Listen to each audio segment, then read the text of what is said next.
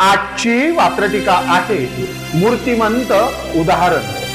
सदरील वात्रटिका माझ्या दैनिक वात्रटिकाच्या 31 ऑगस्ट 2022च्या अंकावरती प्रसिद्ध झालेली आहे।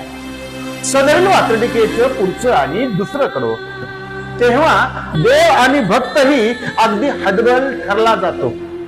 तेव्हा देव आणि भक्तही अगदी हतबल ठरला जातो जेव्हा देवासारखा देव सुद्धा थेट मूर्ती सकट चोरला जातो।